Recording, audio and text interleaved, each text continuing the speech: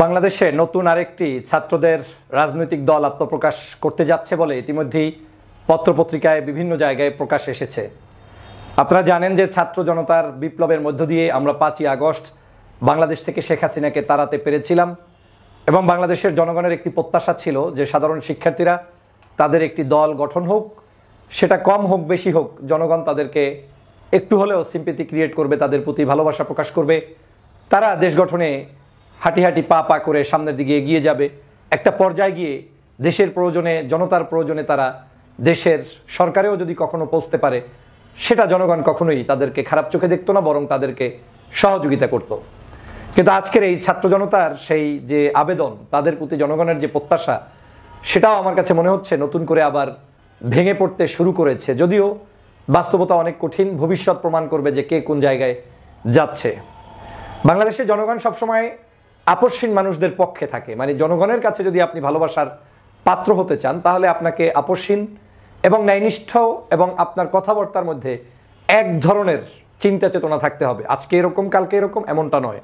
আপনি সৎ চিন্তায় সত্যের পক্ষে, ন্যায়ের পক্ষে বলিষ্ঠ ভূমিকা পালন করবেন, এটা জনগণ প্রত্যাশা করে।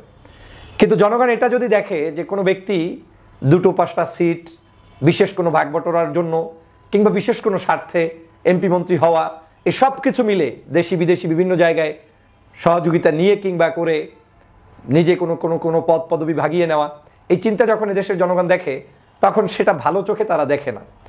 এতে যে ক্ষতিগ্রস্ত তারা হয় এমনটা না, তাদের লম্বা সময়ের জন্য তারা ক্ষতিগ্রস্ত হয়, শর্ট সময়ের জন্য কেউ এমপি হয়, কেউ মন্ত্রী হয়। কারণ জনগণ হয়তো ওই অল্প সময়ের জন্য অন্য কোনো একটা জোটের সাথে মেশার কারণে, অ্যালায়েন্সের কারণে হয়তো নির্বাচিত হয়ে যায়, কিন্তু তার স্বতন্ত্রতা, তার যে একটা মানুষের প্রতি আবেগ ভালোবাসার যে জায়গাটা, সেটা নষ্ট হয়ে যায়। বাংলাদেশে বর্তমান সময়ে জনতার প্রত্যাশা ছিল সাধারণ শিক্ষার্থীরাও এমন কিছু বিপ্লব তৈরি করুক, যে বিপ্লবের সম্মিলিত প্রয়াসে দল মত নির্বিশেষে তাদের ভিতরে কিছু মানুষ প্রবেশ করে সবাই মিলে একটি দেশ মাতৃকার সেবায় তারুণ্যে উজ্জীবিত সংগঠন করবে। কিন্তু সংগঠন ঠিকই হয়েছে, ঢাল মানুষের কাছে ঢাকডোলও অনেক কিছু পিটানো হয়েছে, মানুষও এসেছে, বড় বড় আয়োজনও তাদের হয়েছে, ইফতার মাহফিলও সুন্দরভাবে সম্পন্ন হয়েছে। কিন্তু হঠাৎ করেই আবার তাদের মাথার উপরে এসে নতুন করে আরেকটি যন্ত্রণা শুরু হয়েছে, সেটা হচ্ছে নতুন আবার তাদের মধ্য থেকে আরেকটি দল।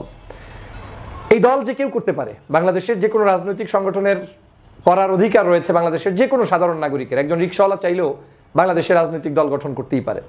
কিন্তু হঠাৎ করে এই যে রাজনৈতিক দল আরেকটা হবে এবং সেটা এই এনসিপিরই একটি গ্রুপের সদস্যরাই করতে যাচ্ছে, এটা এক ধরনের নতুন চিন্তার কারণ হচ্ছে এরা যদি ওই দলের ভিতরে সম্পৃক্ত কোনো ব্যক্তি না হতেন, তাহলে এই দলটা ফোকাসে সেভাবে আসতো না, ভিন্ন ফোকাসে আসতো। কিন্তু যেহেতু তারা এই একই জায়গা থেকে সূত্রপাত, 5ই আগস্টের চেতনা, জুলাই বিপ্লবের পরবর্তী সময়ে একসাথে নাগরিক পার্টিতে অবস্থান করা, মানে নাগরিক কমিটিতে অবস্থান করা, এখন আবার পার্টি হওয়ার ঠিক বিগিনিংয়েই কেউ অফ যাওয়া, কেউ কন্টিনিউ করা, এই যে একটি নতুন তৈরি হয়েছে পরিস্থিতি, এই পরিস্থিতিটা আসলে আগামী দিনের রাজনীতিতে কি কি সমস্যা তৈরি করতে পারে, সেটাই আসলে মূলত চিন্তার বিষয়। আমার কাছে যেটা মনে হচ্ছে, আমাদের রাজনৈতিক দলগুলো সফল না হওয়ার পিছনে অনেকগুলো কারণ থাকে। এর মধ্যে অন্যতম কারণ হচ্ছে অনৈক্য এবং আইডিওলজিক্যাল গ্যাপ। আমাদের ভিতরে যখনই রাজনৈতিক সংগঠন দল গঠন করি, আমরা এক ধরনের স্পিরিট নিয়ে কাজ করি, কিন্তু কিছুদিনের মধ্যেই দেশি বিদেশি বিভিন্ন গোয়েন্দা সংস্থার খপ্পরে পড়ে আমরা আমাদের নীতি, আদর্শ, অবস্থান সেটাকে ধ্বংস করে ফেলি। আর সেটা করার কারণেই এই অনৈক্য প্লাস আমাদের আদর্শ ধ্বংস, এই দুটোর কারণেই মূলত রাজনৈতিক দলগুলো হালে পানি পায় না। ছাত্র জনতার এই দলটি ভালো করবে, এটা আমি প্রত্যাশা করি। এখনও আমি তাদের একজন ওয়েল উইশার, শুভাকাঙ্ক্ষী, কোনো সন্দেহ নাই।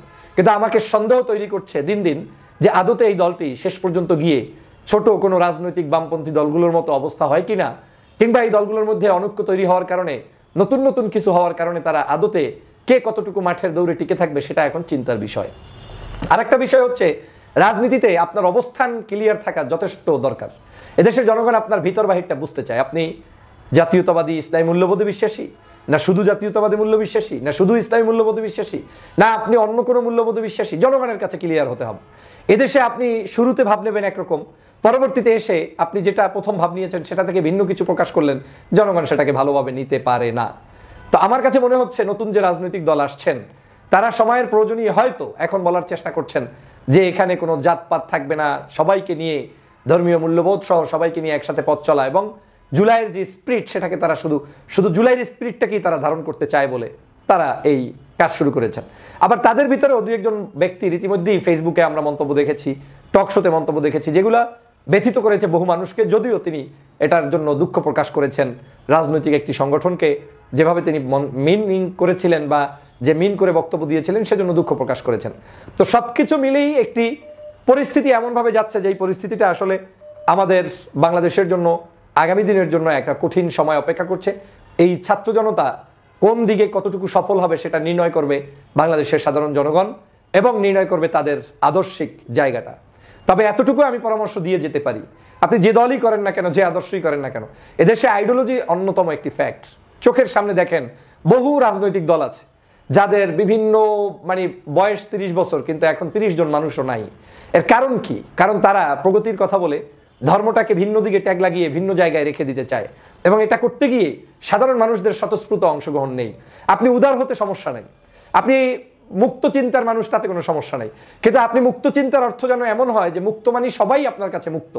এখন যাতে এখানে দাড়িওয়ালা টুপিওয়ালা ব্র্যাকেটে পড়ে না যায়, এখানে একজন লোক ইসলামপন্থী চিন্তা চেতনা লালন করে সে ব্র্যাকেটে পড়ে না যায়, যেটা আমাদের এই এনসিপি গঠনের শুরুতেও অনেকের কাছে হয়তো আমরা শুনেছি, আমরা জানি না সত্য মিথ্যা, যে অনেক ক্ষেত্রে অনেক রাজনৈতিক দলগুলোকে ট্যাগ লাগিয়ে তাদের নেতাকর্মীগুলোকে ভিন্নভাবে সাইট আপ করা হয়েছে বা পাশে ঠেলে দেওয়া হয়েছে। এই যে এক ধরনের চিন্তা, এই চিন্তার কারণে এই সব জায়গায় ভাঙন তৈরি হবে, পরিস্থিতি ভালো থাকবে না, একে অপরের কাদা ছড়াছড়ি হবে এবং একটা পর্যায়ে গিয়ে সবাই দুর্বল জায়গায় অবস্থান করবে। আবার এটাও না যে বাংলাদেশে আপনি এমন আদর্শ গঠন করবেন যেটার কারণে আপনি সার্বজনীনতা হারাবেন না। আপনি সার্বজনীনতা রক্ষা করতেই আপনাকে এই ডানপন্থী ইসলামপন্থী ধর্মভিত্তিক মানুষগুলোকেও স্থান দিয়ে প্রমাণ করতে হবে যে আপনি সবার।